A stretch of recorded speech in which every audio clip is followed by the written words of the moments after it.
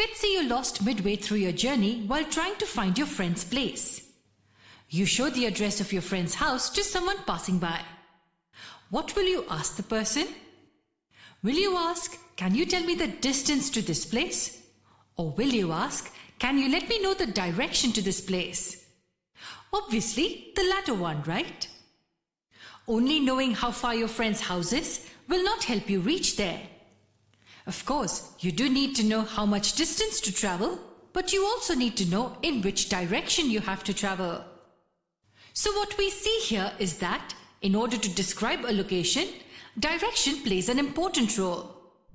Usually we describe a quantity by just mentioning its magnitude, that is, its amount or its size.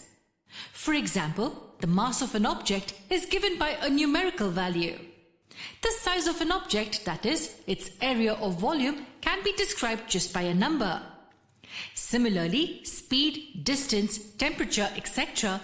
are quantities which can be completely described just by a numerical value. Such quantities are called scalar quantities.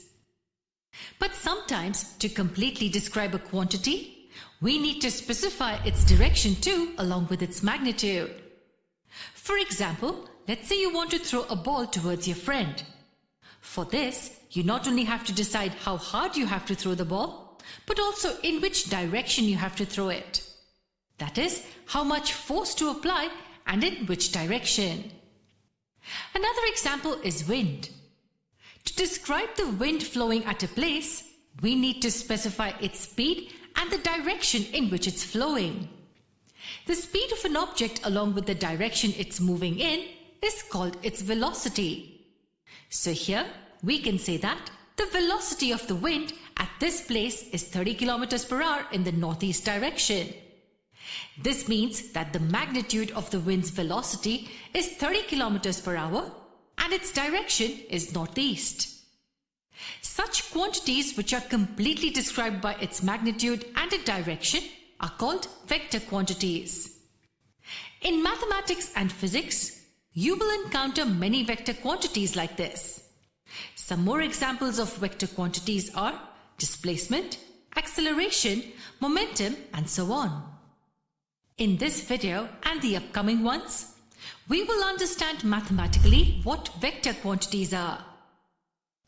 We will understand some basic concepts about vectors, various operations on vectors, and their algebraic and geometric properties. So let's get started. Mathematically, a quantity that has magnitude as well as direction is called a vector. Let's consider one abstract example of it. Tell me, is a line segment a vector? No, right? A line segment has only magnitude, that is, length, but no direction. Now let's say we specify a direction for this line segment by an arrowhead. This means that the line segment is now directed from A to B. So let's call it a directed line segment. So now we have a magnitude and a direction for this directed line segment. Therefore, we can say that the directed line segment is a vector. We denote it as this.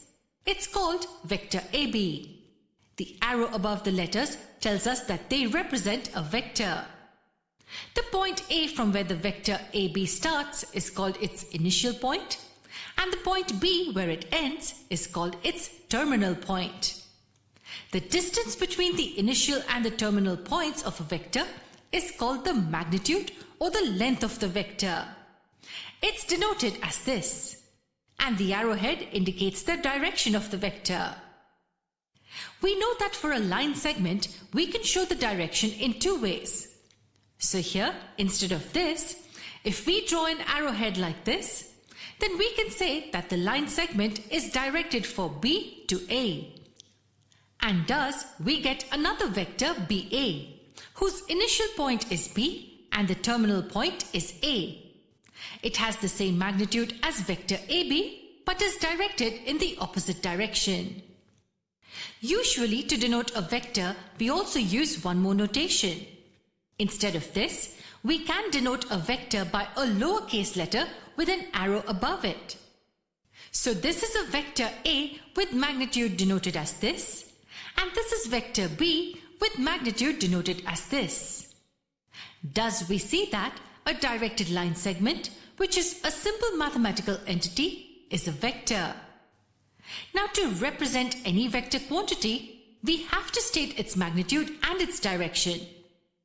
Hence, to represent it geometrically, we usually use a directed line segment.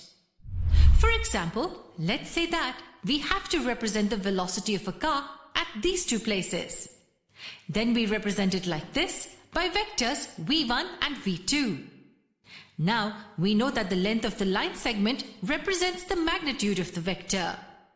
So, as the speed here is twice than that here, we represent the length of this vector as twice the length than it's here.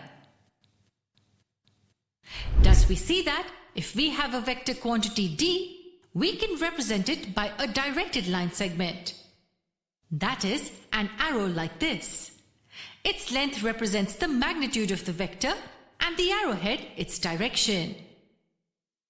So in this video, we saw what vectors are and how to represent them.